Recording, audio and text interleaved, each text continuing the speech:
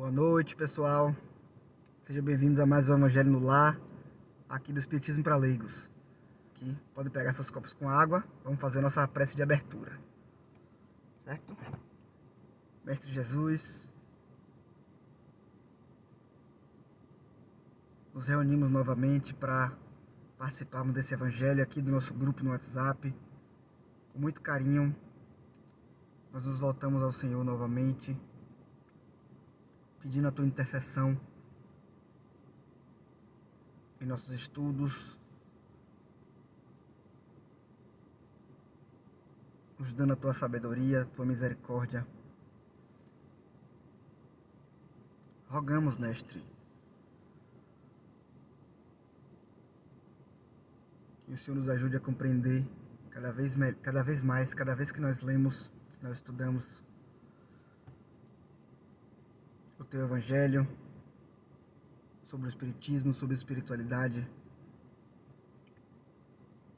que nós possamos compreender um pouco melhor, que nós possamos receber, através de Ti, a luz do nosso Pai, a iluminação, que possamos gravitar ao redor desse sol que é o Teu Evangelho, Senhor Jesus.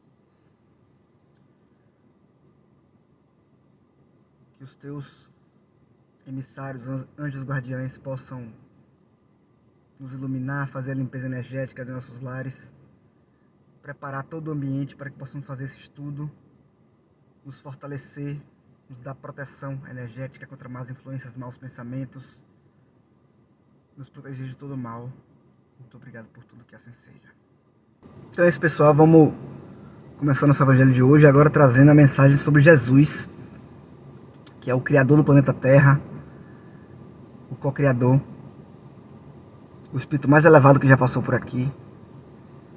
Uma dica de leitura muito interessante para conhecer um pouco mais do plano de Jesus, um pouco mais sobre esse Jesus co-criador do planeta, que a gente conhece na doutrina espírita, que é o livro Caminho da Luz, de Emmanuel, escrito através de Chico Xavier, né? Então ele está aqui desde que foi deslocada uma massa do Sol, da nebulosa solar, como está escrito, que Deus deslocou e deu para Jesus para ele cuidar. E cuidar não só do desenvolvimento do planeta, da organização, da configuração física do planeta, mas também do desenvolvimento das almas que aqui reencarnariam, né? Que nós estamos aqui nesse momento. Ele é responsável por tudo isso, ele é o chefe, né? É o centro do Espiritismo, o mais importante do Espiritismo, que nós devemos ter como modelo e guia. É importante nós termos como modelo e guia, porque ele é a nossa maior esperança para a gente se reconciliar com Deus. Ele deu o supremo exemplo do amor, né? Então eu vou fazer aqui a leitura de Kardec. Jesus não veio destruir a lei, isto é, a lei de Deus. Veio cumpri-la, isto é, desenvolvê-la, dar-lhe o verdadeiro sentido e adaptá-la ao grau de adiantamento dos homens. Por isso é que se depara nessa lei o princípio dos deveres para com Deus e para com o próximo, base de sua doutrina. Quanto às leis de Moisés, propriamente ditas, ele, ao contrário, as modificou profundamente, quer na substância, quer na forma, combatendo constantemente o abuso das práticas exteriores e as falsas interpretações. Por mais radical reforma, não podia fazê-las passar do que as reduzindo a essa única prescrição: amar a Deus sobre todas as coisas e ao próximo como a si mesmo, e acrescentando: aí estão a lei e todos os profetas. Então, às vezes as pessoas colocam muitos obstáculos para a lei de Deus, né? E, assim, Jesus colocou de uma forma até bastante simples, né? Que é, primeiro, a gente amar a Deus sobre todas as coisas e o próximo como a si mesmo. Não tem nada de muitos rituais, de muitas palavras mágicas, palavras especiais, grandes orações. A gente vai aprendendo no Espiritismo que não tem nada disso, né? Roupas especiais e sacrifícios do corpo. E assim, cerimônias, sabe? A gente não entende que Jesus não trouxe dessa forma, né? Ele trouxe um caminho único de amar a Deus sobre todas as coisas e o próximo como a si mesmo. Amar a Deus A gente ama a criação, né? A gente ama Deus, a gente agradece por ter sido criado, por estar tendo a oportunidade da encarnação, agradece pelo nosso corpo, agradece pela beleza da natureza, a gente louva a grandeza da natureza, como é bonito, como é inteligente, né? E a gente vai aprendendo, primeiro desenvolvendo nossa inteligência, estudando sobre a natureza, estudando sobre a nós mesmos, as pessoas, os outros, como funcionam as coisas. Vai desenvolvendo a inteligência. Logo depois a gente deve deixar o senso moral, né?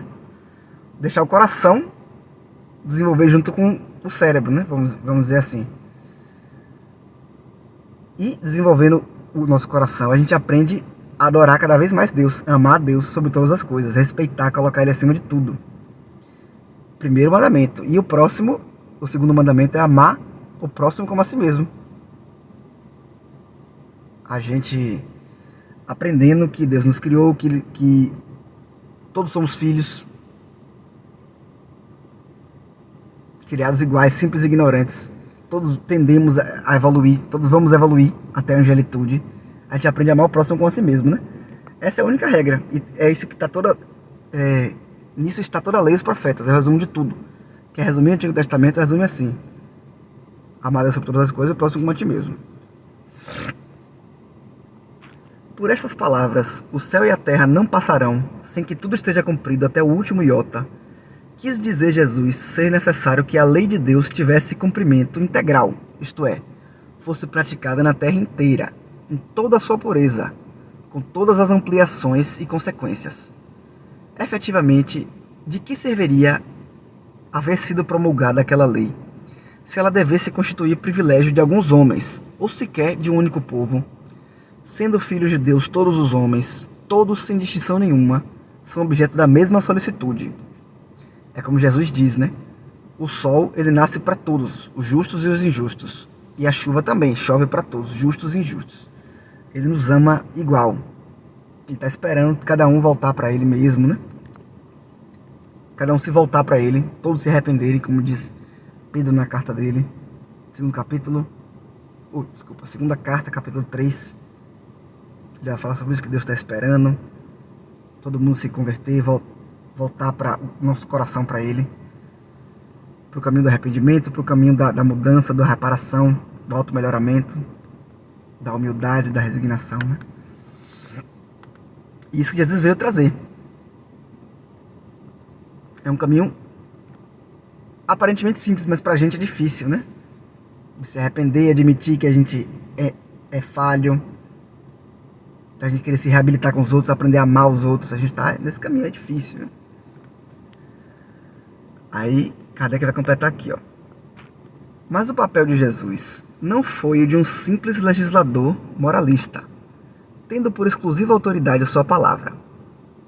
Tipo assim, isso é verdade, é o que eu estou ensinando a vocês sobre o amor, sobre a reforma interior, sobre o perdão, sobre vida após a morte.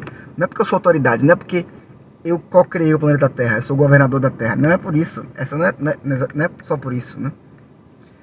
Cabia-lhe dar cumprimento às profecias que lhe anunciaram o advento, a autoridade que lhe vinha da natureza excepcional do seu espírito e da sua missão divina. Ele viera ensinar aos homens que a verdadeira vida não é a que transcorre na terra, e sim a que é vivida no reino dos céus. Viera ensinar-lhes o caminho que a esse reino dos céus conduz, os meios de se reconciliarem com Deus e de pressentirem esses meios na marcha das coisas. Das coisas por vir, para a realização dos destinos humanos. Entretanto, Jesus não disse tudo, limitando-se, respeito a muitos pontos, a lançar o germen de verdades que, segundo ele próprio declarou, ainda não podiam ser compreendidas. Falou de tudo, mas em termos mais ou menos implícitos, para ser apreendido o sentido oculto de algumas palavras suas. Mister se fazia que novas ideias e novos conhecimentos lhes trouxessem a chave indispensável, ideias que, porém, não podiam surgir antes que o espírito humano houvesse alcançado um certo grau de madureza. A ciência tinha de contribuir poderosamente para a eclosão e o desenvolvimento de tais ideias. Importava, pois, dar à ciência tempo para progredir. Então, com a ciência progredindo, é que viria o espiritismo, que ele enviaria no tempo certo, né? Ali na reforma científica, do século XIX, o século das luzes, que foi descoberto o eletromagnetismo, a eletricidade, né? Antes do século XIX não tinha eletricidade, só final, até o século XVIII não tinha eletricidade, o povo andava de carroça, não sabia nada, não tinha... Não é que não sabia nada, mas tipo assim, comparado ao século XIX, o século XVIII é época da idade da pedra. Mudou muita coisa no século XIX, encarnou um monte de espírito. Diz Emmanuel em Caminho da Luz, que encarnou um monte de ateniense ali na França, na Europa, esses filósofos atenienses. Enfim, vários espíritos, muitos enviados por Jesus, muitos capelinos também, para tentarem se reconciliar, encarnaram ali no século XIX na Europa, para poder ajudar no progresso, né? No progresso que iria ajudar a preparar o caminho para o espiritismo. Mas então, resumindo aqui o que Kardec falou, o papel de Jesus não foi só ser autoridade, assim dizer, eu sou autoridade, portanto me siga, não. Ele veio mostrar por que ele é autoridade, né?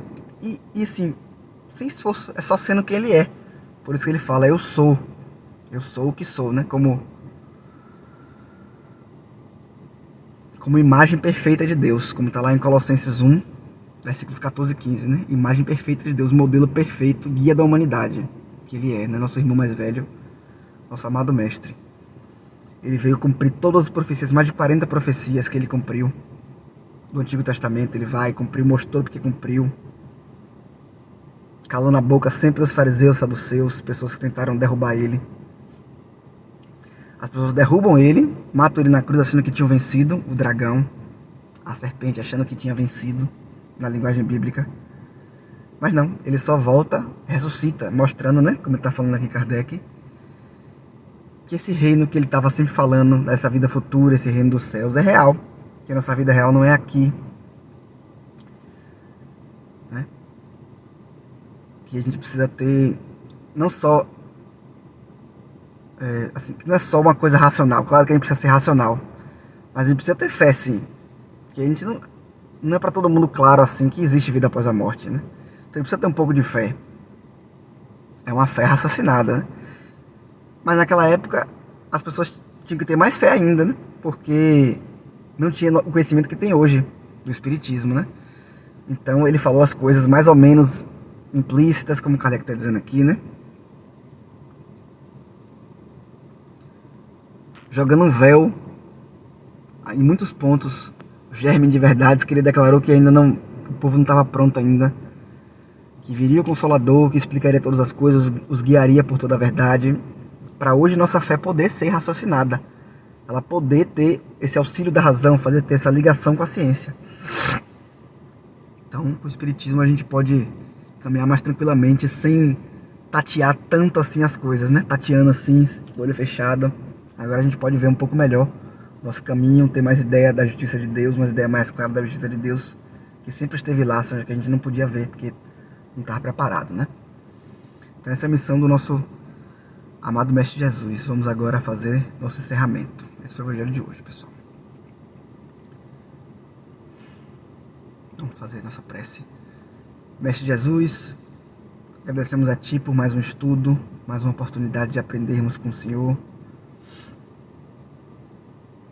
Pedimos Teu auxílio nesta terça-feira.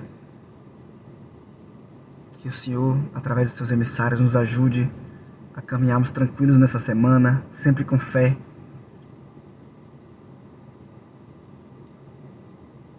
Que nós possamos sempre aliar a nossa fé em Ti, fé nos caminhos que o Senhor nos ensinou, que nos levam ao Pai.